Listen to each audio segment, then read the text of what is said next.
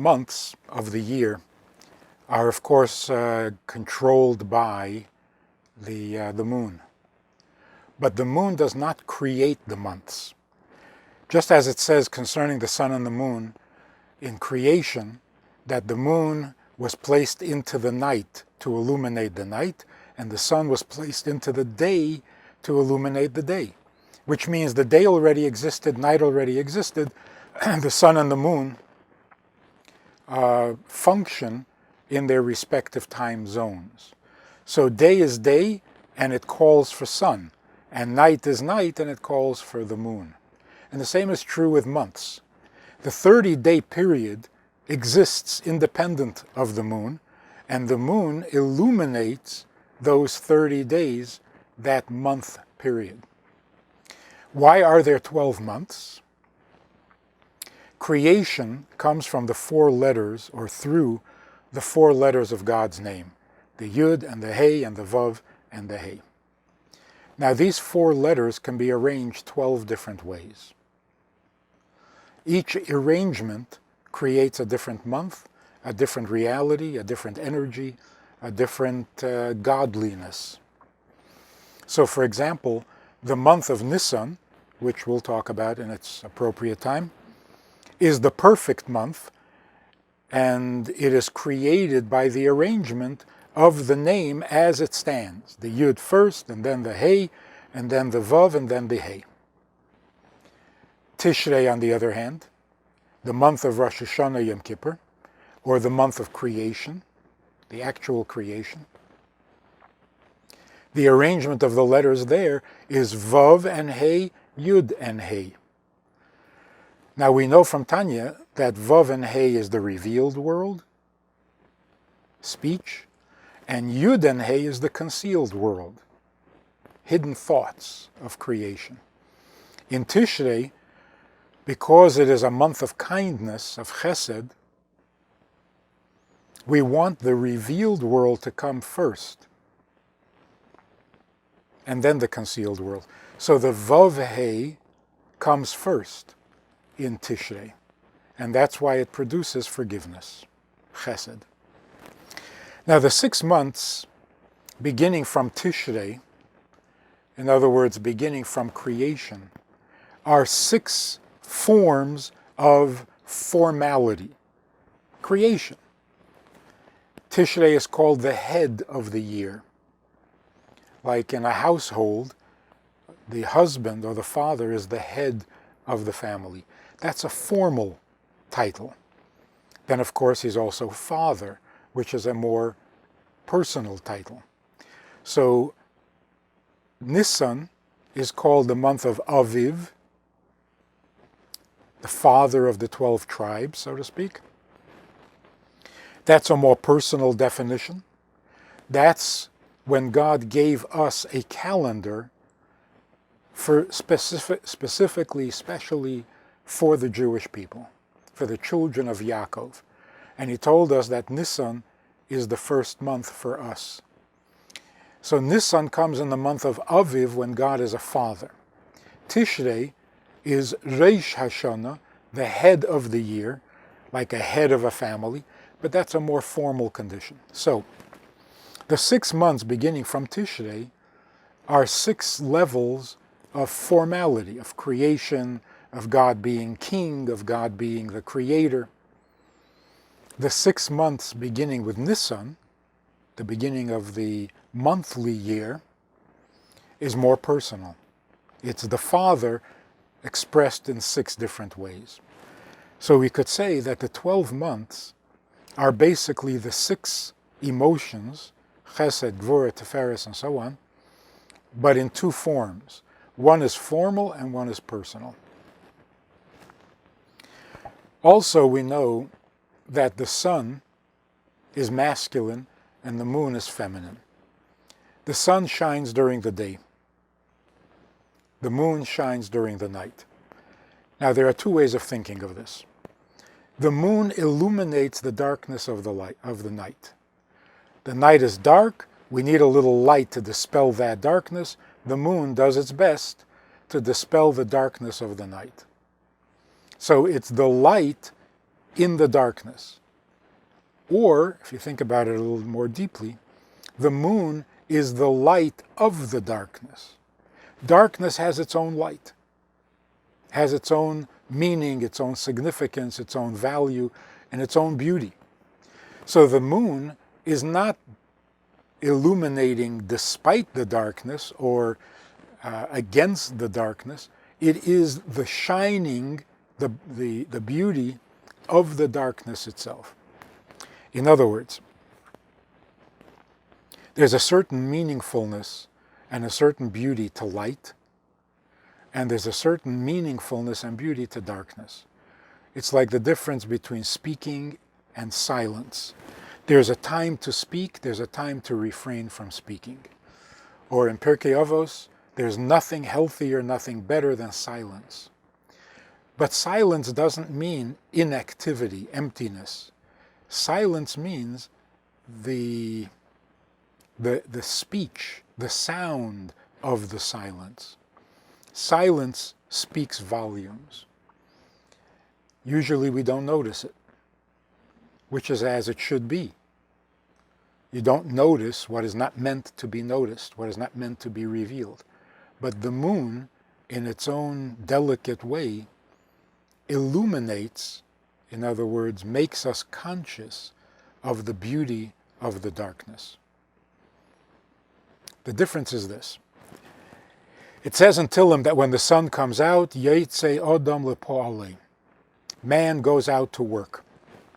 The male goes out to work in the daylight hours. The sun comes up, it's his time to function.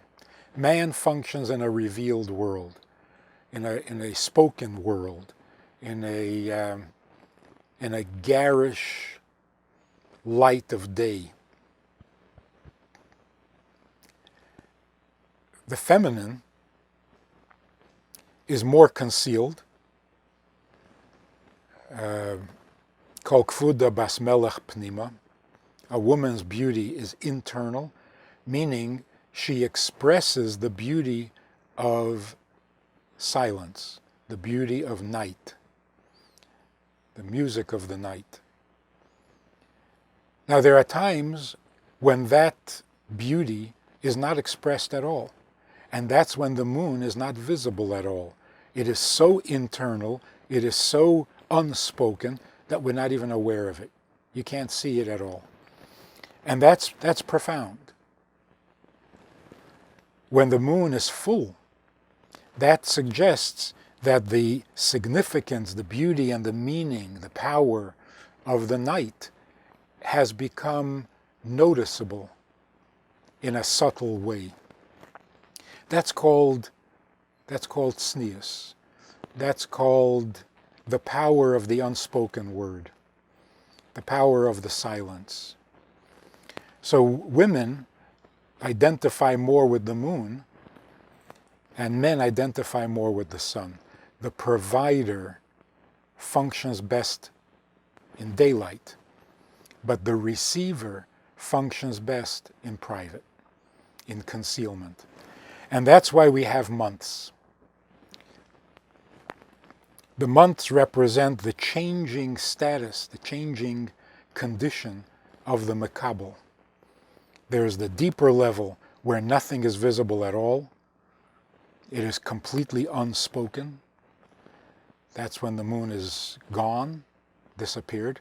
Not that it doesn't exist, but that it is so private that it remains unspoken forever. And the fullness, the rebirth of the moon, means the ability that women have to actually affect the world without speaking, to affect the world without... So what is it that attracts a man to a woman? Not something you can see, not something you can describe, not something that relates to the sun, but rather some strong pull, like the pull that the moon has over the oceans, that can't be described. But it is so powerful that it creates an urgency, a need, and a commitment, lifelong commitment. And Mesiras Nefesh, where a husband will risk his life to protect his wife, And that doesn't come from something the sun can show you, it comes from the beauty of the moon. So we will go through the 12 months, each month individually, and see what the significance of the month is, the meaning of it, the holidays that come or don't come in that month, the connection to the moon, and the connection to Jewish women. It's interesting that the Medrash says that the angels asked God, when is the month, when does it begin, when does it end? And God said, let's ask the Bezdin, let's ask the rabbis, they will decide when the month begins and ends, when the year begins and ends, and when the holidays come out. So is today Yom Kippur? Let's go ask the rabbis. But an interesting thing that the Medrash says that God wrapped himself in a talus with tzitzis and said, let's go find out when Rosh Chodesh is or when Yom Tov is. It's also significant that at the blessing over the new moon, in Kiddush Levana, there's a tradition that you shake or pull on your tzitzis. Why does God wrap himself in tzitzis in connection to the months, to establishing the new month? And what is the meaning of God's tzitzis? We wear tzitzis to remind us of the mitzvahs. You will put these fringes on the corners of your garments and you will remember all the mitzvahs. What is God wearing tzitzis for? So it could be the month is a constant changing phenomenon. Tzitzis is a constant reminder. There needs to be a combination of constancy along with change. Before you go into making changes, you first have to establish what doesn't change, what is permanent, what will be the same no matter what the season, no matter what the day, no matter how the moon is revealing or concealing itself. So the tzitzis represent the consistency, the unchanging. You will never forget, you will constantly be reminded, and you will constantly be wrapped in this awareness. Then you can handle changes. So we need to see both sides of the coin. The masculine helps us appreciate the feminine side of it. The masculine is the constant reminder, whereas the feminine is the constant changes, the coming and the going. So we will go through the months, one at a time, and find out how it inspires us, why it exists, and what it's meant to do for us, so that every month can take on a unique meaning, and will also explain, maybe directly or indirectly, the true meaning and importance and significance of the activities that women do aside from mitzvahs.